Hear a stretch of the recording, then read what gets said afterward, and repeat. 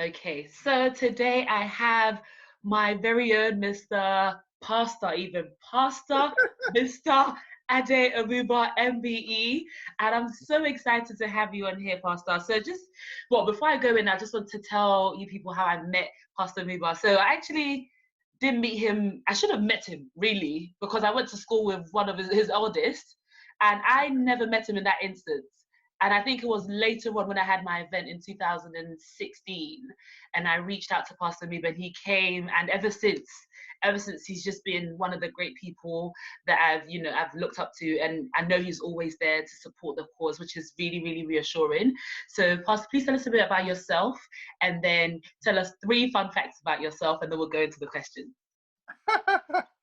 Well, first thing, maybe I just start with the fun part. The fun part is I like fun. I like just free, easy, humble, enjoy people's company. I love people. Community is my university. I always say it's something that I appreciate a lot. I don't know what I would do if there were no communities to serve. Right. But I started my full-time ministry here about in my very, very early 20s, about 2021. And that's been going on now close to almost 3.5 decades of doing that here. So I understand what it is for young people to go through what they have to go through here, try and then get married and have your own young people now. And in the process of that, I found that I loved church, but I realized most churches were not relevant in the communities where they are. So that's what pushed me to social entrepreneurship. And over that time, I've helped encourage set up over 100 social action projects, both here and outside the country, just trying to make the church very practical, very timely, very relevant in the community they are. And from that, I've also co-founded a number of organizations. One of them is Christian Concern and the Christian Legal Center that defends Christians who are persecuted because of their faith, and also do a lot of work on policy, resourcing the church, really to bring transformation in Christ Jesus. But apart from that, I wear other hats, trying to be a voice for the Black church leadership. I also sit on things like Hope Together, which helps to resource the church to do, word and deed publicly. Also, the Connection Trust is a global network of churches, which I also am one of the oversight leaders. So I've always enjoyed being in that leadership role, but in a stewardship manner. So that's just me anyway. Okay. Look at that introduction. Did you hear like all of this that you were saying? Oh, but it's great to have you on here. So today we're talking about money and careers. So I'll start with your first question, and that first question is: did you always know you were going to go into ministry? Did you always know this is something you're going to do? I hated anything to do with ministry. I hated the so-called, when I was growing up, they called them SU, which is like kind of Scripture Union.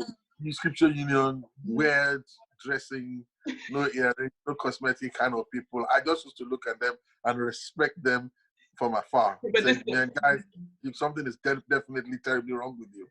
And so there's nothing in my fiber that ever in any way desired to do what I'm doing today at all. I detested it. And so for me, it was just to get me here, we'll come to that, is just period, never. I hated coming near anything like this in terms of pastoral church, being a Christian, born again. Oh, please. I just enjoyed my life. I was a typical socialite. Yeah. What we call a popular student in school, in a teenage socialite party club and everything. And then God came and messed it all up, which is with his fantastic way. He had a different story. Yeah. He had a different story for you. He said, no. So, I mean, you've described your upbringing as, pretty much, well, your youth, your lifestyle, I guess. You were quite out there, popular, living your best life. And what changed? I mean, how did your parents treat that when you were growing up? Did they think, this is our son every time? He's just high life. Were they a bit worried? Were they concerned? What was that like? The thing that guides my outgoing kind of antics was because I was very quiet. Though people always say quiet, calm. My friend always feeling that I was one that was always a calm head around. And but they were always wondering why so many people were attracted to me. I had too much friends. I was, for somebody who wasn't crazy, but I just enjoyed dress up, go to party, look good, and that was what I was quiet. So my parents, particularly my dad, could never have believed I was anything that I'm talking about, the way I rocked and party. No, no, no. Yeah. My mom, you know what you women are like. My mom knew everything. She was the one that will, you know, shout and say, again, you've taken the car out at midnight, picked it out. She knew. She would take all the different parts of the car engine out at night and tell all the drivers, take all those things out so that I won't go and pick the car. So you don't go out. Next day, you'll wake up like you mothers do. To still wake up at 5 a.m. to go and see whether you're in your room or the cars are out there, and then suddenly the cars are gone and the boy is still not there, and she's like, how the heck does he still get the car out? As a 16, 17, 15-year-old, I had my spare parts, simple. I get all of that, and I still did. So my mom knew me, that was, and I just enjoyed partying. She was worried, was somebody go out at night, you come in the morning, or somebody, you armed robbers do this to you. But she didn't want my dad to reprimand me because my dad was a police commissioner. He was trained in this country. After all of this, is the job that you found. Yeah, anyway, so she didn't want me to get in trouble with him, so she would never tell him. Until one day, she got fed up. She got fed up and said, no matter what I try to do to this boy, not to go out at night and go clubbing and do all these things that he does, he still always finds a way to do it. And then she went to my dad one morning and my dad was talking about me, and he said, look, some people don't have kids. Some people don't what? My wife never uses such language. This is the most accommodating woman anybody can come around to his son. And then the next thing I heard was, Dad wants to see you quick. I said, oh my God. I went to him, and then I got there, and he just looked at me and said, the same thing with my dad. He speaks with his eyes. I know many parents will say, oh, the parents beat. My dad only slapped me once all my life. You know, I was arguing with him. He was, I didn't have that kind of beating upbringing, but he knew who the boss was.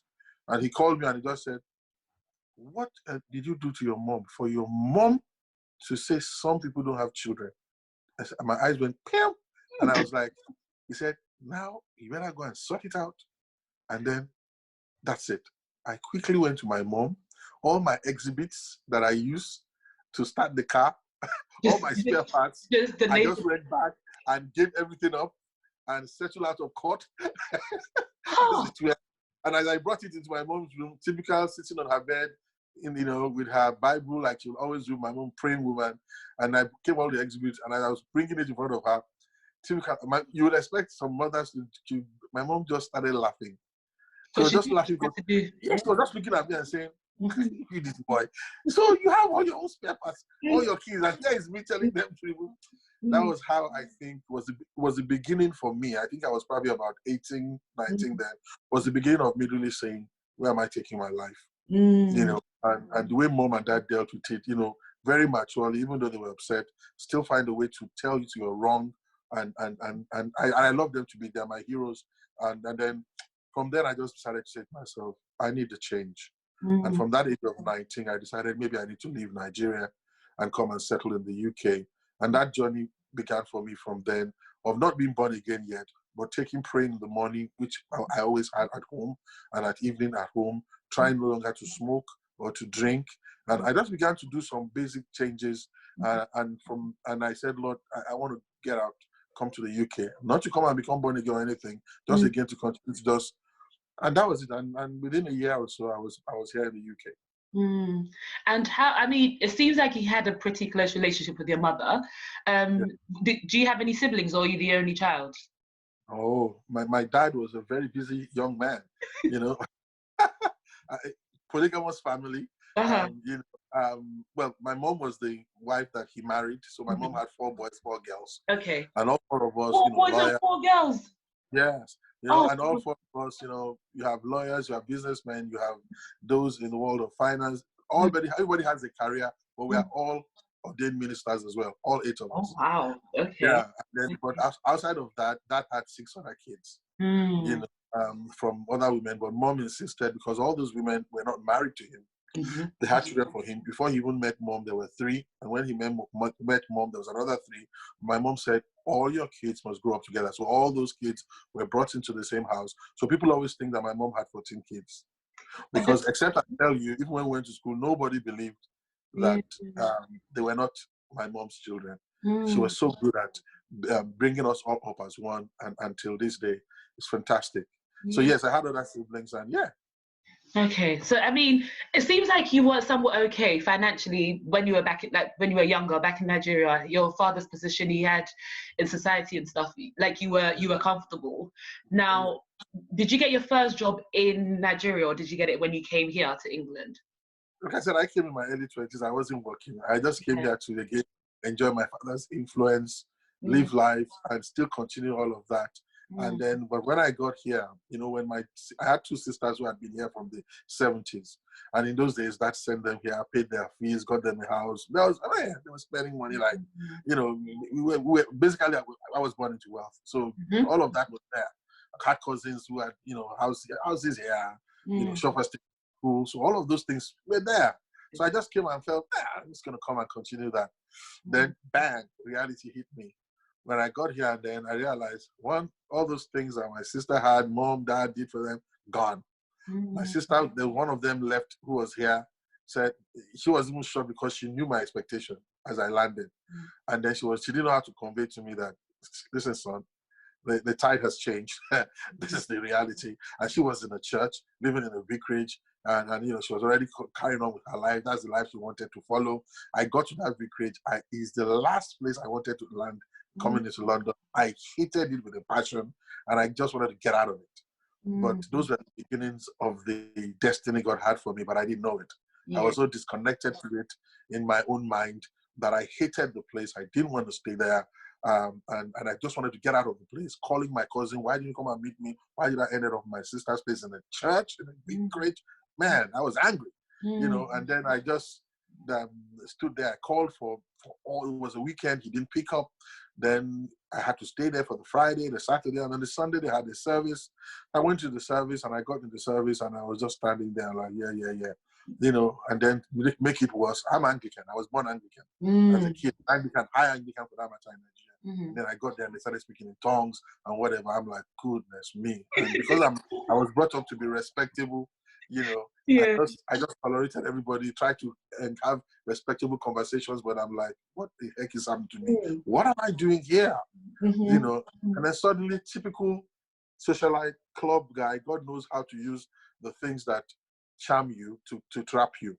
And as I was looking, I'm saying then, well, let's even see who are the girls here, man? What's happening in the church service? And I started looking and I saw one beautiful girl where I'm counting money at the end of the service. I'm saying, man, what is this babe doing here? She looks like, you know, the real deal. And I was looking at her, I'm gonna have me some of that, man. So suddenly now there's something that is making me forget church and all the nonsense.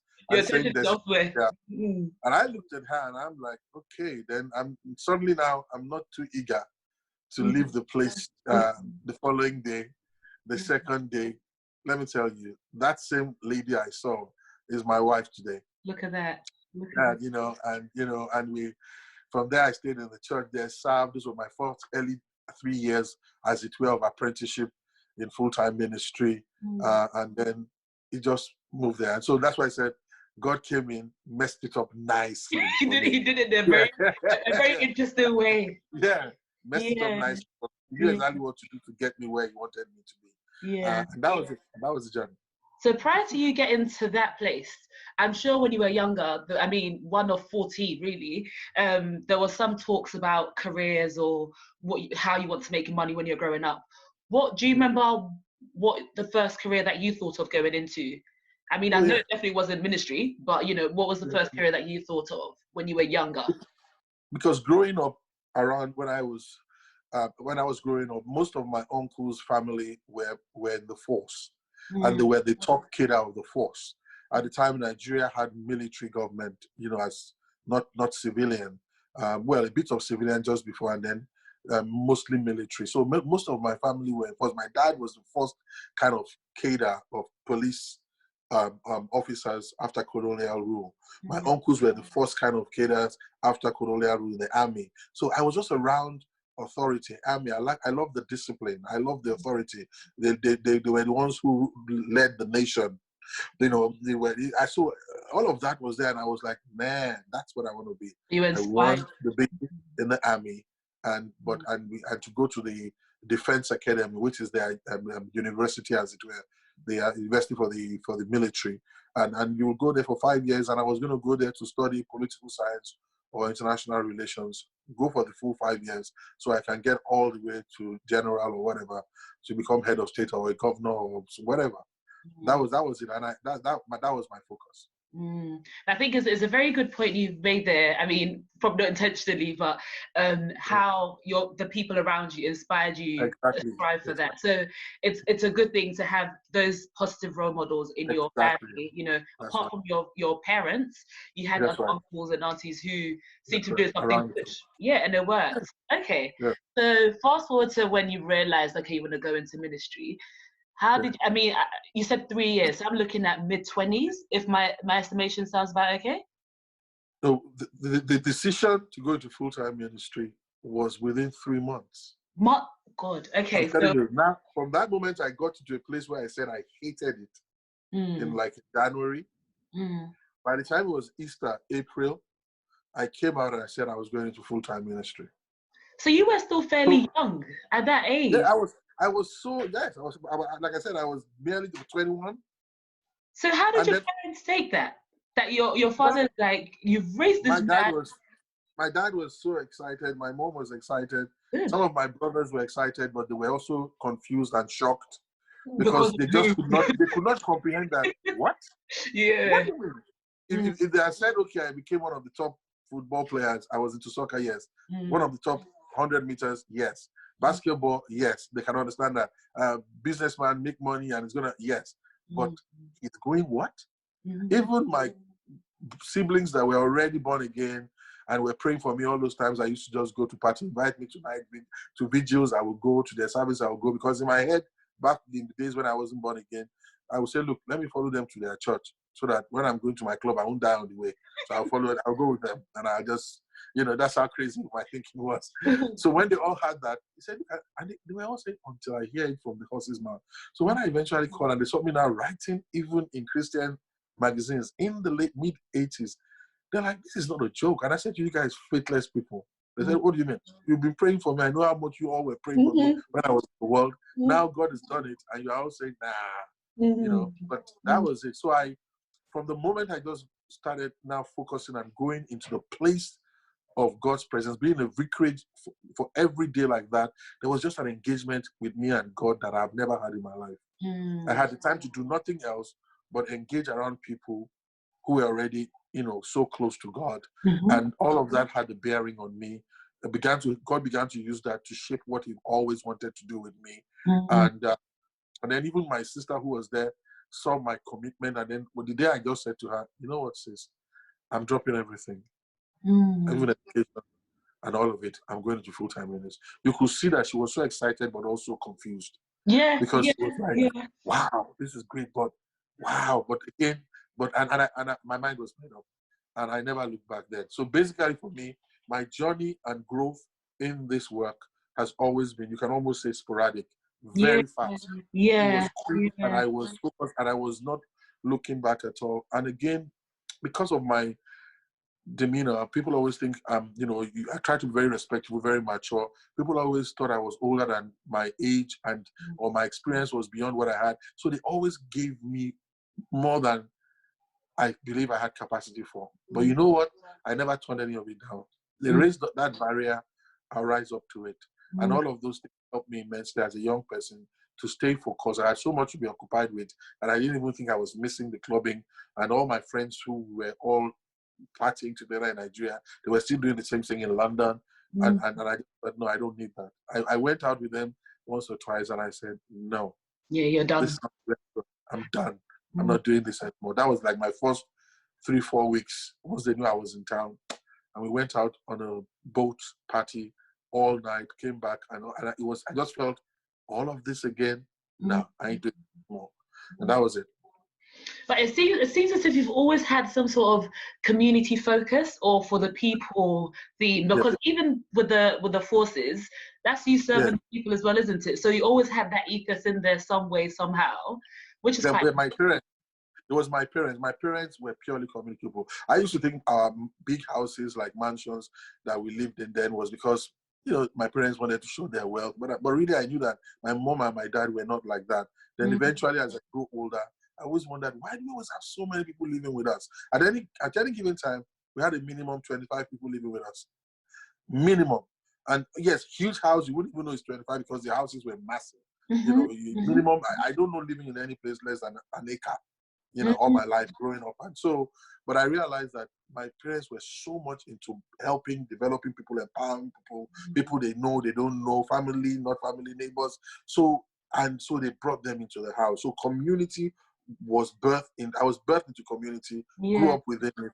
And I'm not, people will say, I'm not surprised you're doing what you do. This is what your parents lived for. So I have so many brothers and sisters that are not biological all over the world that grew up, and my dad and my mom really, they opened really their affluence to the community regardless of who you are, and served and also made sure that all our stewards at the time were treated as family. And so to this day, those stewards, their children are like just my own brothers, sisters, niece, nephews. Send them to school. They're going to marry. They'll come to the home. I love that. So they both of them are responsible for my own life of community. It was my dad and mom. Yeah, that's very interesting. It's a very good point as well, because even with money, because I think if you were to ever strive to go into business, if it wasn't community, ministry, you're probably thinking the money only be to fund your lifestyle when you were going out and everything. But there was a limit to it because you always wanted to help out. That's a very good point. Okay, so we're gonna fast forward to when you start your own family. You've got 2 girls and a boy, and the boy is the youngest. And so I feel like everyone's gonna be thinking, how do you know so much? I went to the family basically. That's right. Yes. You know, so fast forward to the last born, and I think I know what he's doing at the moment. Yes, so he's into football at the moment, and he moved at a very young age. Now, prior to moving, how did you feel? I mean, well, okay, so your children are in the creative arts, in the that's the industry. Now, that's not really typical for I will say a West African father to accept. And the thing is, before I thought it, and I've said this several times, that my parents were quite liberal, are quite liberal for that matter, but that's not the same in other homes. So to go and tell a parent that when I grow up, I want to go and stand in front of people and make people laugh, but I want to kick the ball, it doesn't work. So how involved were you in your children's decisions in terms of GCSEs choices or A levels and eventually the careers? How involved were you in that? Because I kind of love my parents, like I said, to bits. They were not very fussy about what I went to study or what I wanted to do. From the day I told my dad I wanted to go into the army, and if I didn't end up in the army, I would then like to study in university, political science or international relations. He never questioned any of it. He just said, well, we'll do the best to support you. I can't remember any of my siblings. Maybe my sister. Yeah, there was my sister who went into theater arts, and my dad said, go and do it. Is that what you want to do? But I know that you're so intelligent. If you wanted to be anything else, you could be other than that. And particularly, he said, if you want to be a lawyer, you'll have been one of the best lawyers. But it didn't stop her from going to study theater arts. And so maybe because I knew that, I got that from my dad as well, so that when I now started having children, I always, because you're learning. I've not been there before. I'm learning to see how do I bring up my own kids in an environment that is very different from the environment I grew up in. The environment I grew up in, your dad doesn't tell you why he said no or why he said yes. It's just no or yes. And that was it. And you didn't argue with them. And somehow you could just understand from just the way they speak. You could get the eye, movements. But then I realized that I love all of that because most of what I learned from them was not so much sitting with them and having one-to-ones. That was not very frequent, even though we were together in the house and did all manner, but we didn't really have much of one-to-ones. I'm talking now about life and so many things, but their lifestyle spoke more than those one-to-ones. The things that they will have sat with you and spoken to you and discussed with you one-to-one was so evident in their everyday lifestyle. And I found that was more impactful to me, that at times you have some parents that will sit you, talk all the talk, and then you see them live a different life. Yeah. And so for my parents, they lived that life, and that impacted me immensely. That I now said, no, okay, this is how Dad did it, and it worked. But what I found out with the kids here was that I needed to be able to say why, because the forces around here were different. The styles and the vibes here were different, and so I decided, no, I will still say yes, I will still say no, but I will explain why. Because it's the explaining that they get educated and we can understand. I mean, remember the days of when I was Davenant, when you guys were there and you wanted to go to parties and you wanted to go to this, and then we'll sit down together and say, I'll take you, I'll drive you there, but you know you're not allowed to do this, you're not allowed to do that, however.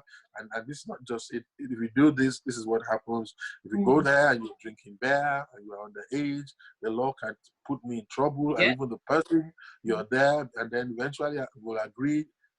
I'm having confidence in you, don't let me down, and I'll take them. Wherever I want to go, I'll go back and pick them. Gradually, it was they themselves that began to say, that's not for me. Yeah, they work, That's not for me. Like you said, like, Dad, we're 13 and whatever, and that party you took us, everybody was doing, even the parents were giving them beer and whatever. I remember what you said, what if the police came here and you're administering on the underage, whatever. I said, okay.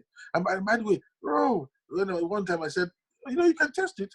I tested it. I said, look, and that's the thing with me. At times, you just, so I loved using that to let them know the reasons why, so they understand. It's not just no, yes, no, yes. You keep doing that, one day they will leave you and go and do it. This is the thing, they'll go and experiment. Experimented. So that was very good for me. So when it came to their careers as well, it was the same attitude. What do you want to do? From when they were young, from the Sheyi who was into acting, singing. From when she was small, we could spot that she loves to sing, she loves to dance. She was like a drama queen. We just encouraged it.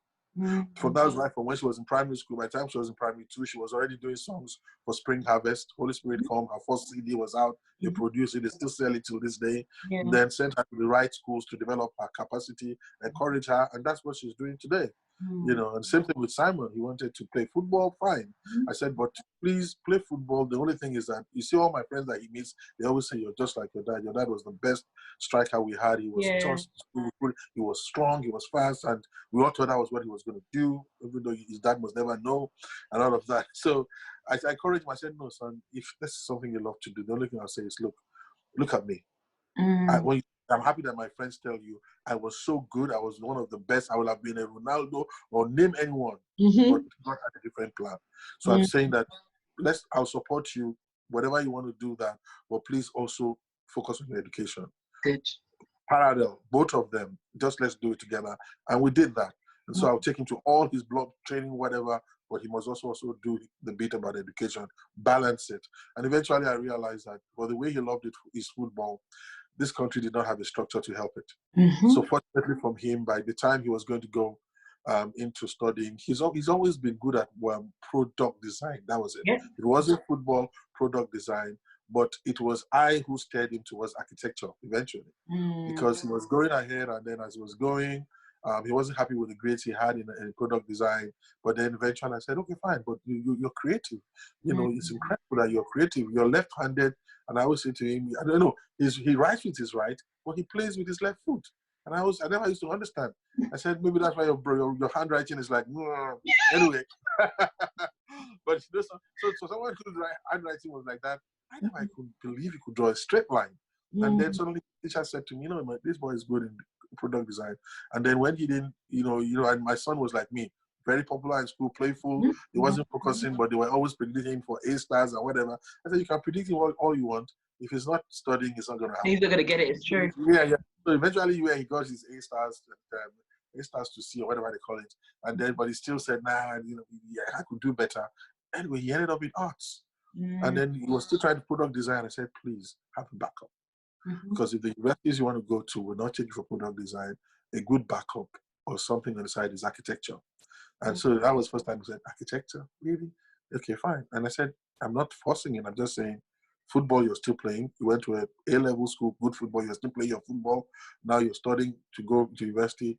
Your options are there. And when he went ahead, the only one that he actually got in for was the architecture. Look at that. And from there, he went to do the first year at University of East London, finished with a distinction. From there, he got a sports and academic scholarship to go to New York. And just right now, he's finished. He's got his first job in the biggest firm in New York to be a junior architect in New York. And now he loves it, and he's saying, yes, Dad introduced me to it, but man, I'm loving it. But he was still wanting. He didn't think about it. He didn't even know what it was. And so at times, like I said, you want to steer your children, steer them in a way that you can make them understand it. Yep. And it's balanced. And that's what I did with them. Then he's still enjoying his soccer as well.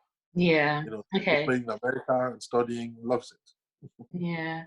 And it's a big, I mean, it's a big deal for a parent to allow their baby, really, because that was the last, to allow their baby and your own boy. I know fathers and their boys, same as daughters and their mums, or vice versa. Tell me about it. But how was that? I mean, he's moving to the other side of, like, it's far. It's not like he's in France. He went to America all by himself. How did you do that? He finished A-levels. Then he finished his GCSE. And I just thought, okay, go to another place and do your A-levels near home. But the next place he got was Oaklands in Hertfordshire, a private kind of college but also all the Arsenal girls, Saracen, basket, all of them, that's where they go and do their college, 2 years. And I'm like, well, and his close friend from Davenham then, who is a 100 meters runner for England, Reece Priesand, went there. So and then the coaches had seen him when he was doing his 100 meters athletics. So it was the athletics coach there that wanted him to come to Oaklands. But eventually it was the football coach that got him. And he said, I want to do this. You have to prove yourself, Simon, to get in here to go and do arts and design. I'm like, art, you can't draw a straight line, you art. But anyway, I went with him there. He made his case. He wanted to go there. They bent the rules to take him in the college because it was a January start. And then he started there, but that was the first thing that shocked me. That meant he had to leave home. So his 2 years was away from home. He was living in college. They had it was boarding. And so, like, I'm like, I didn't plan for this. So he just like 2 years is away from home, go to visit him, comes home every now and then I'm saying, now you're costing me money, I'm paying a lot. And then next thing, as we're finishing that, I'm saying, whew, relief. Now going to university, you can go from home. I don't have to pay all of this and everything. Oh, the travel, I thought that was it. And then he did the first year. The next thing now, I just realized, he hit me when I dropped him in New York. And I'm like, somebody just said, the former Chelsea captain said, we could trial him. Because if he loves his football and he loves his studies, we could trial him for one of the universities in America. I said, but when he was in Oakland, they came when he was in his first year. I said, no. And my son ain't going nowhere. He's too young, started going to America. And I thank God I said no then, because they came for him then. And then now I felt that he was a bit more mature, 3 years or so on. But even with that, he was 19. And then the guy said, oh, he's so good. And so the colleges began to try him. And then this big one came from New York and they said, I need a striker. And then the next thing I'm seeing, I'm actually shifting this boy away, so far away. Far away. And then I took him there, and then I dropped him with the coach. They were in their preseason in August. Then, oh man, and I was like, my God, this boy is starting a whole life on journey. By himself. No mom there, no dad there, not even a cousin or anybody to go and help me visit. And I just said, Lord, that reminded me a bit about my own self. Almost around the same age, suddenly leaving home, no dad, no mom, and even the people there, I still had to grow up fast. And that was what happened to him as well. It grew him up so fast that, like I said, 5-6 years down the line now, finished his career there. But thank God for modern technology. You can speak, you can see each other, you can do that, and he comes home as much as he can. But yes, like you said, for a father, I missed that big time. But the only thing that helped me was, it wasn't like when I came. I can only speak to my dad maybe once or twice or 3 times a year because the phone bill was so expensive. Well, there was nothing like this, no iPhone, FaceTime, whatever. But in his own case, at least we could talk regularly. We could see him. We could travel back and forth. So it was good. But at the same time, like you rightly said, for a West African father, it was hard to have your son, the youngest, go away there. But there's one thing I've learned as a father. I need to allow my children to carry their own cross. Yes, there are times I need to, even if it's hard, painful, difficult, and some of it was like that, tearful, I still had to stay back and let them bear that cross and journey their own story. And I learned that from Mary, the mother of Jesus, that as a mother, seeing Jesus being beaten and taking all of that, and for you to keep your calm and not jump into that. I said to people, if Jesus' mother was a Nigerian, you run it. Eh? You will beat my kids. The way they will take their wrapper and tie that wrapper, and they will tell you, you will kill me and this child here today. But to take the mother to stay back and say, it is cross. I can't prepare. I have to let him, journey his own story. Otherwise, he will not have the glory. So I've learned that with the kids. You bear with them. You try to put a hand there and show them, but you have to be wise enough to stay back and let them journey their own story, as it were, because that's what will authenticate the glory at the end.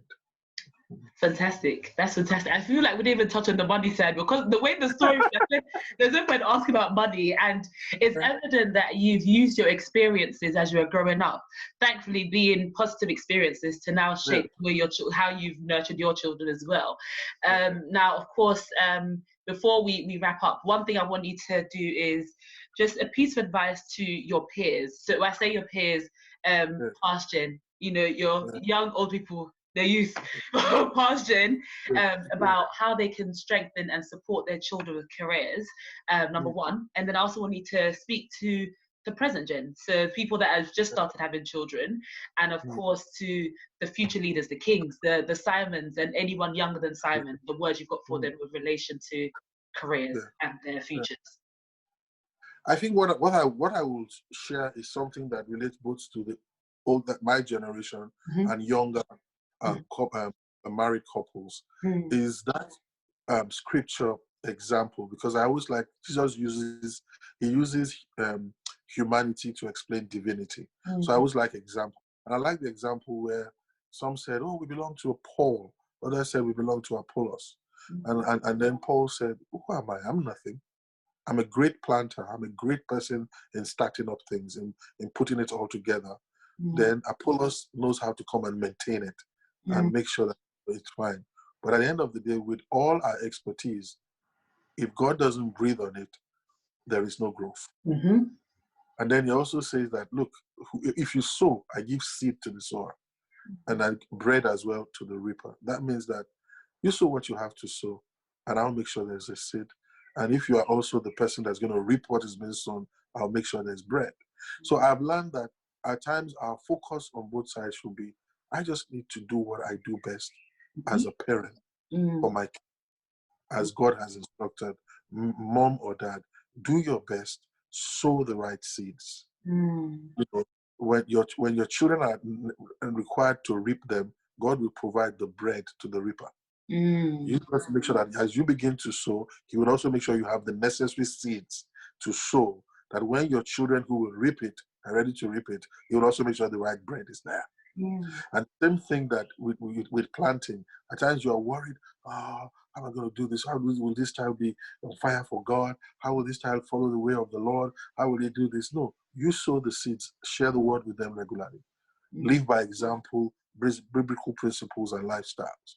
Pray, share the word, do the things you have to do. That is part of the sowing the seed. Love them, care for them, do all those things you need to do. Leave the growth of what that will do to God, because that's not going to be you. That's not going to be you, and that's what I learned from my parents as well. I just knew my mom used to pray a lot. She will live the right lifestyle the best she can. The word was there. They take you to church where they can. Those were seeds. And live by example. They were seeds.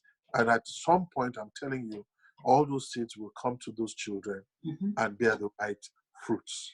Because the Bible makes it so clear, what you sow is what you will reap.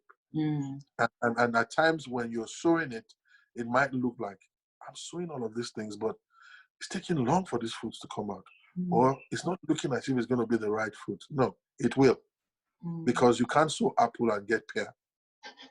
Not possible. And it's what you sow, you will reap. And if you keep doing it that way, you stay with it, the time will come and you will see those children become and turn out to be the products of the seed sown. So the advice is, what seed are you sowing? Whether you are my generation or younger children, it's what seed are you sowing? Because that's where you need to focus on. Are you sowing anger? frustration, shouting on your wife in front of your kids, you know, even if you shout on her privately, disrespecting her, messing around outside, whether mom or dad with other men or women or whatever, it doesn't matter. It's a spirit. And even though they might not see you, it is a seed that you need to be careful and stop because it's transferable. And so all these things is about you taking responsibility as to what you must be doing, what you shouldn't be doing, and what you're doing that you should stop doing. And as you take those responsibility, God then releases the ability to deal with your reality. Because for every single one of us, there's a reality that we're going to have to deal with in life, whether we like it or not. But God always has the ability to deal with that reality. But he only knows how to release that ability when you take responsibility. Yeah. That he's doing the things that he will have you do as parents, mom, dad, children. Love each other, submit to each other, you know, respect each other, the right affections. When all the right ingredients are there, don't worry too much about the growth. It will surely come. You know, it will surely come. At times people worry at times too much about the growth. Oh, I want to see her being a doctor, being a lawyer. I want to see her married, doing well. I want to see her. So you're so much about, I want to see the bread. No. You focus on planting what you need to plant and sowing and watering it well. Only God breeds and brings the growth. And that was what Paul and Apollos analogy was explaining. And just like my cousin who's a doctor will say to me, I'm a doctor, but I'm telling you now, cousin, he says to me, cousin, as a doctor, I only care for people. I cannot heal them. We care, God heals, he'll tell me. If you bring a big cut in your hand right now, I'm going to care for that cut by treating it, stitching it up. Now, whether it will now heal and whatever is down to God, who understands how the flesh and all the things work. We don't determine that. When we just care for you and hope to God that he will now make all the necessary enzymes and everything speak to each other. And I love that as well. So that, and that same thing goes with parenting, family, and all those issues. About just do the right things that God will have you do, and don't stress too much about it, and let God breathe. As long as you do it right, take responsibility. I guarantee you, God will always do his bit. Yeah, that's amazing. Explaining, leading by example, and always speaking and sowing the right seeds. You guys hear that? Sowing the right seeds. Okay, so people would love to hear more from you. Where can they find you? Where can they go? Where can they find you? Where do they go to? One of the things I'll do also is that I'm sure that you will get the online links as well. Oh yeah, which definitely. you can show people after the event and when we're done. But it's mainly Christian Concern. Just type the word Christian Concern, and you will see the world of what I do and all the necessary contacts. We are very, very visible online. www.christianconcern.com just shows you a whole range of all that we do for the church in terms of resourcing the church to be transformative in society, and also seeking to protect Christian values and also defend Christians in community, and also do a lot of work around young people. And then you can also at times just Google my name. That also shows you so much that I do amongst different spheres of society and how to contact me or engage. All those things are online. For my sins, I can't hide. So it's easy. It's easy to track me down one way or the other. Even just phoning the office, they know that not to turn anybody away that calls until they've spoken to me. So I'm not very hard to get through to. Thank you. Bless you. You've been amazing. God bless you so much. And of course, thank you so much for your time as well. Thank you. Well done for doing what you do. I have to say to everyone, it's people like you for your generation that don't give up. You believe what God has called you to do. You always remind me of my own journey as a young person, in early 20s and working it. And you're doing it. I just want to encourage you. Creation really waits for people like you to be revealed. And they are really, and as you are revealed, somebody gets fulfilled. So be encouraged, keep pressing it or pressing on with it. It gets better. Thank you. Thank you so much. Thank you. Thank you. All right, then let me stop recording now.